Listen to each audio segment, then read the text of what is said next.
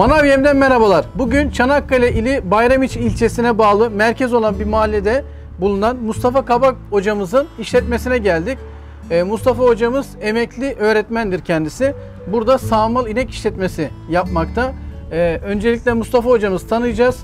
Daha sonrasında bu işletmenin kuruluş öyküsünü ve hayvan beslemedeki detaylar ve bizimle olan tanışmasında ve sonraki yaşanan süreçleri sizlerle paylaşmasını talep edeceğiz.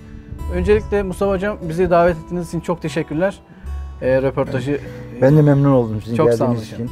Bizi tercih ettiğiniz için, bu şekilde röportaj için. Çok sağ olun hocam. Estağfurullah. Çok kıymetli zamanlar geçirdik. Burada işletmeyi gezmiştik daha önce geldiğimiz zaman. Sonra çalışma fırsatımız doğdu. Sonraki safa içerisinde de tekrar telefonlarımız falan devam etti. Ve sizlerle bir röportaj yapmak istedik.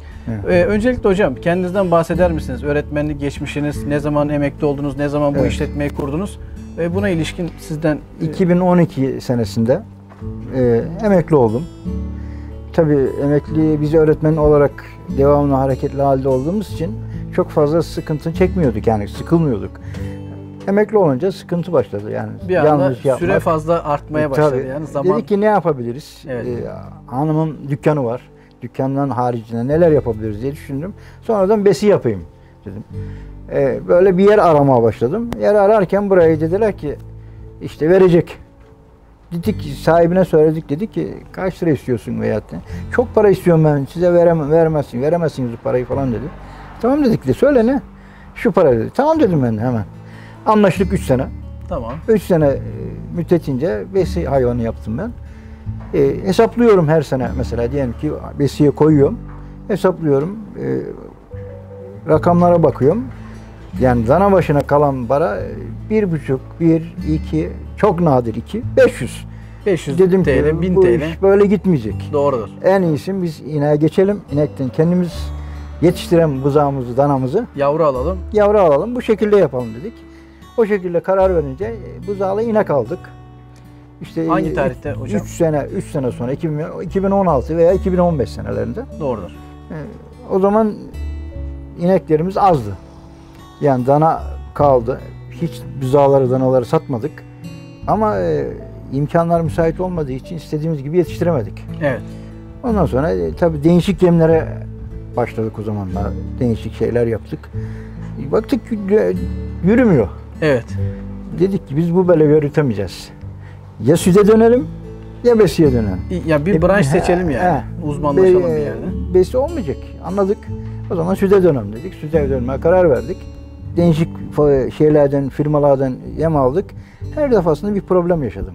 Evet. Yani ya hayvanlar boğaya gelmedi veyahut da düşük oldu veyahut da diyelim ki sütte bir randıman tutturamadık.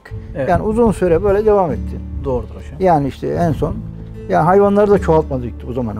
Süt oranı düşük olduğu için mesela ortalama dediğim gibi 18-19 kilo veya 20 kilo. Bu da bizi kurtarmıyor. Evet, bu bandın üstüne çıkamadınız. Çıkamadık. Evet. Sonra arkadaşın birisi sizden bahsetti. Dedim ama ben dedim imkanlarım müsait değil.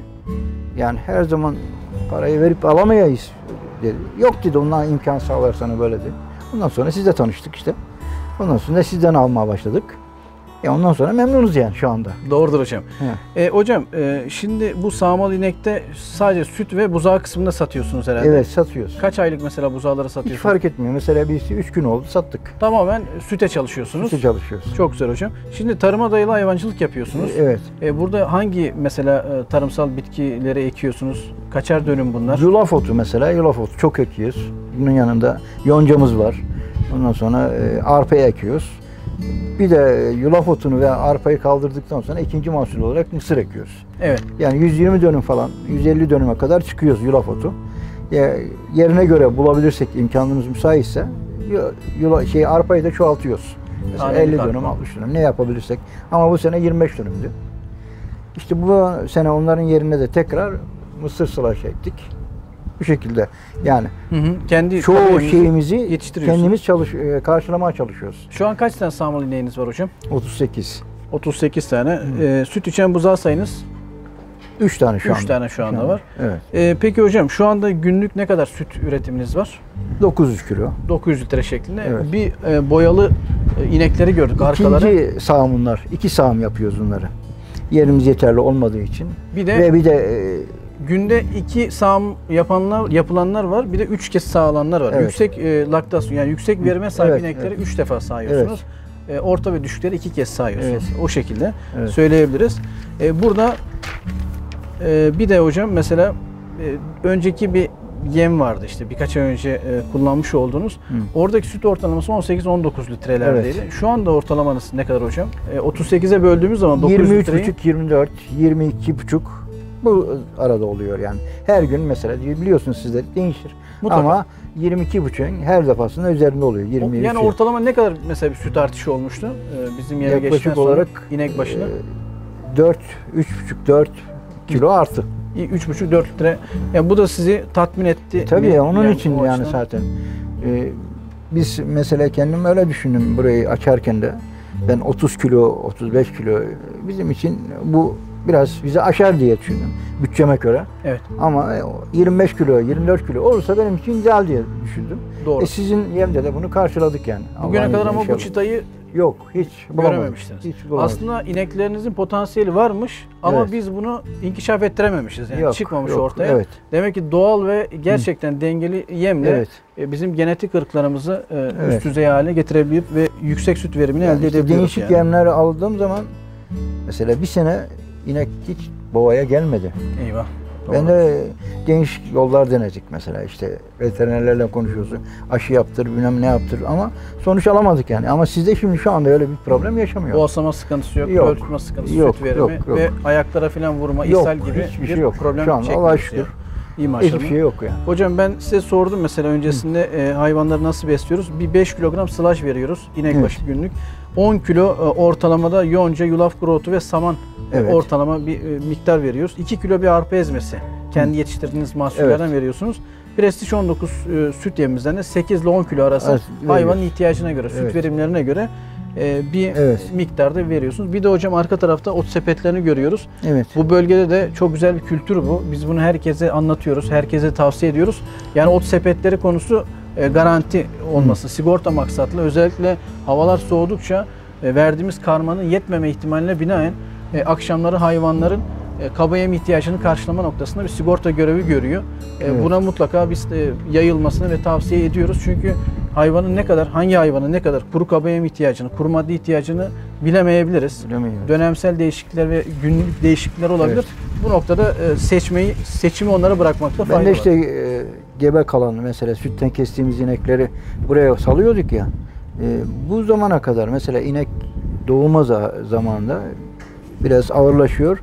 Doğum yaptıktan sonra bazen yatıyor, bazen sıkıntılar geçiriyorduk. Ama bu dediğin gibi döner meselesini getirdikten sonra hayvanlar zayıflamadı. Kesinlikle kondisyonunu korudu. Düşmedi. Evet. Mesela kimisine diyorlar ki illa da vuracaksın işte kalsiyum, malsiyum. Mesela vurmadığımız zaman da oldu. Kesinlikle. Ama hayvanda bir düşüşü olmadı yani. Evet. Onun çok büyük faydasını olduğunu O gördüm. et elbisesine, vücudundaki kondisyonu koruyucu faktör kuru madde günlük alımıdır. Evet. Eğer hayvana biz bunu tam maksatlı karşılayamazsak hayvan kendine feragat ederek, vücut Evet, rezervlerini evet. kullanarak sütü veriyor ama zayıflıyor. Bu da döl tutmama gibi bir sürü problemlerle bizi Evet. baş başa bırakıyor metabolik yetersizlik olarak. Hocam son kez geleceğe dönük hedefiniz nedir? Bu işletmeyi büyütmeyi düşünüyor musunuz? Neler yapmak istiyorsunuz? 1200-1500 litre günlük sütü çıkarmayı düşünüyorum. 900'den 1200-1500 litre Evet, bandına tabii. takriben 50 net sağmal, belki 70 anaç şeklinde Tabii. işletme olmayı hayal Evet, ediyorsunuz. inşallah. Planlıyorsunuz. Yani önümüzdeki sene bunu düşünüyoruz. Hocam inşallah. ne güzel. Yani yıllarca insan yetiştirdiniz, nesil yetiştirdiniz. Şimdi İnşallah. inek ve ineklerin nesillerini yetiştiriyorsunuz ve Yok, ülkeye hizmet ediyorsunuz. İnşallah. Biz de çok teşekkür ediyoruz yani. Rica ederim. Estağfurullah. Umarım siz de izleyen burada öğrencileriniz vardır. Ellerinizden de öpüyorlardır saygıyla. İnşallah. Biz de teşekkür ediyoruz. Hani öğretmenlerimiz teşekkür sayesinde ederim. buralara geldik. Buraya Bugünlere gelip geldik. bizi Allah razı böyle, olsun öğretmenlerimizden. Onur ettiğiniz için biz de bu röportajdan memnun olduk yani. Teşekkür ederiz. Doğrudur hocam. Çok teşekkür ediyoruz hocam. İyi, Çok iyi, saygılar. hayırlı günler. Videomuzu beğendiyseniz beğenmeyi ve abone olmayı unutmayın. Alt kısmına yorum yazabilirsiniz, soru sorabilirsiniz. Hocamdan da gereken Bilgi ilave alabilirler, bilgileri tabii. size tekrar sormak suretiyle yorum yazarız. Bir başka programda görüşmek üzere. Şimdilik hoşça kalın.